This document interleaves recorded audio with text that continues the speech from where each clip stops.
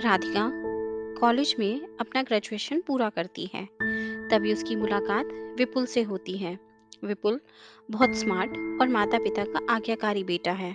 दोनों एक दूसरे को पसंद करने लगते हैं। दोनों का ग्रेजुएशन पूरा होता है।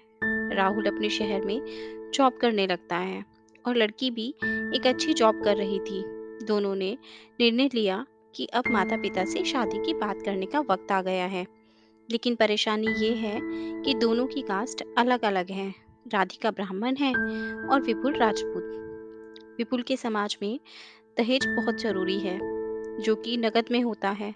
उसके अलावा कई तरह के गिफ्ट्स और गहनों की भी मांग की जाती है।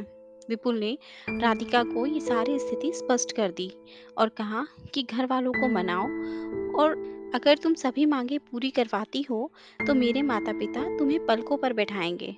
राधिका ने अपने माता पिता से ये बात कही। राधिका के माता पिता को ये बात पसंद नहीं थी, पर राधिका की जिद थी कि अगर मुझे दहेज दोगे तो मेरी इज्जत बढ़ेगी। राधिका के माता पिता सक्षम भी थे, बिना मांगे भी राधिका को बहुत कुछ दे सकते थे, पर उन्हें इस तरह से दहेज की मांग करने वाले लोग पसंद नहीं आ रहे थे।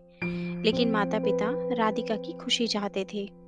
उन्हें ये भी डर था कि कहीं उनकी बेटी ये ना सोचे कि वो अपनी बेटी को कुछ देना नहीं चाहते, इसलिए उन्होंने सभी शर्तें मान ली। शादी में विपुल को कार, फ्लैट, फर्नीचर के साथ लाखों रुपए नकद भी दिए गए। साथ ही राधिका को भी गहने दिए गए और सभी रिश्तेदारों को गिफ्ट्स और कपड़े दिए गए। शादी बहुत धूमधाम से की गई, कोई कमी नहीं छोड़ी गई। राधिका को मन ही मन ये गुमान था कि कास्ट अलग होने के बावजूद भी माता पिता ने उसकी शादी ससुराल के हिसाब से की है। राधिका को विश्वास था कि उसे बेटी बनाकर रखा जाएगा, उसे वही प्यार दिया जाएगा जो उसके माता पिता ने दिया था, क्योंकि उसने अपने ससुराल वालों का मान रखा है। राधिका ने अपने घर से ससुराल के लिए विदा लिया। ब्राह्मण कन्या राजपूत घर की बहू बन गई। ससुराल में बहुत ज्यादा पर्दा प्रथा थी। बहू को मनचाहा खाने तक की स्वतंत्रता नहीं थी। कितनी भी भूख क्यों ना हो, घर की बहू सबके खाने के बाद ही खाएगी।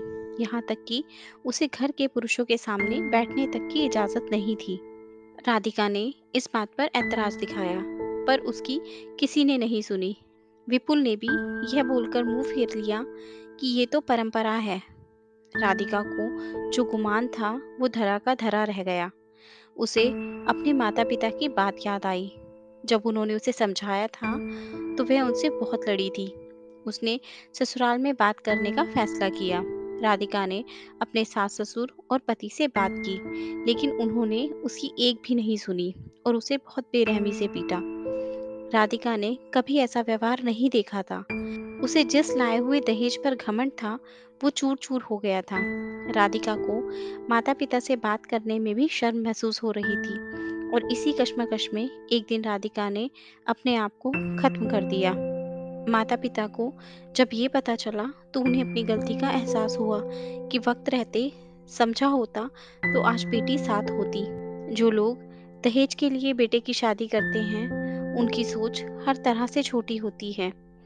जो बेटे को नीलाम कर सकते हैं, वो किसी और की बेटी को कैसे अपनी बेटी बना सकते थे।